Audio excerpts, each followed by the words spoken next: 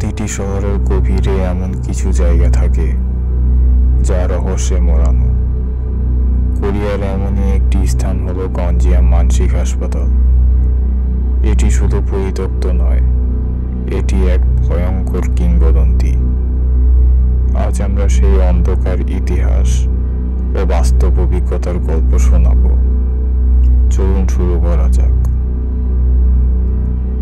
গঞ্জিয়াম মানসিক হাসপাতাল দক্ষিণ কোরিয়ার গওয়াংজু শহরে অবস্থিত।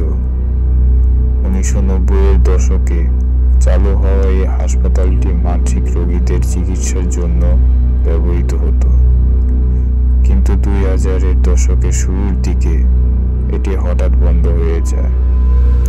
সরকারি ভাষ্য মতে এটি আইনি সমস্যার কারণে বন্ধ হয়েছিল, কিন্তু স্থানীয়দের বিশ্বাস এখানে রোগীরা রহস্যজনকভাবে মারা যেত।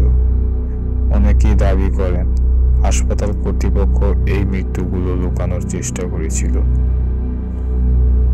এই হাসপাতাল নিয়ে বেশ কিছু ভয়ঙ্কর গল্প প্রচলিত। বলা হয় এখানে রোগীদের উপর নিষ্ঠুর পরীক্ষা চালানো হতো। কিছু রোগী অদ্ভুতভাবে মারা যান এবং তাদের আত্মা আজও এখানে ঘুরে বেড়ায়। লোক কাহিনী অনুযায়ী একটি বিশেষ রুমে সব থেকে বেশি ভৌতিক ঘটনা ঘটে। কেউ কেউ দাবি করেন তারা সেখানে অদ্ভুত কণ্ঠ শুনেছেন এবং ছায়ামূর্তি দেখেছেন। এমনকি কিছু সাহসী ভ্রমণকারী জানিয়েছেন তাদের শরীরে হঠাৎ শীতল অনুভূতি কাজ করেছে, যেন কেউ তাদের পাশ দিয়ে হেঁটে গেছে। অনেক অ্যাডভেঞ্চার প্রিয় মানুষ নিষেধাজ্ঞা উপেক্ষা করে গঞ্জিয়ামে প্রবেশ করেছেন। তারা জানিয়েছেন করিডোরে হাঁটার সময় অদ্ভুত শব্দ শুনেছেন। কেউ কেউ জানিয়েছেন একজন নারী সাদা পোশাকে হেঁটে যাওয়া দেখেছেন, কিন্তু তিনি হঠাৎই অদৃশ্য হয়ে যান।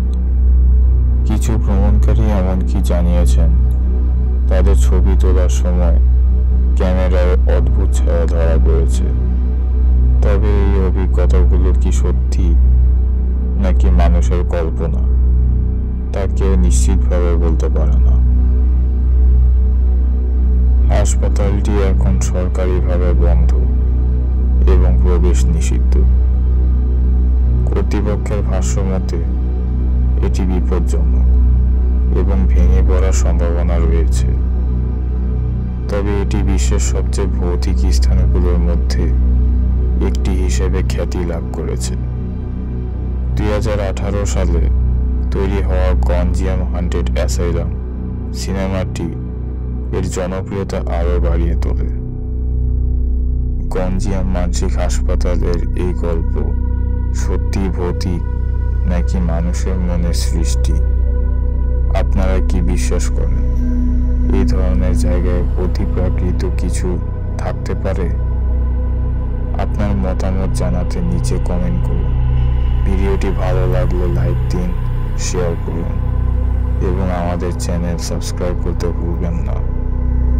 ধন্যবাদ।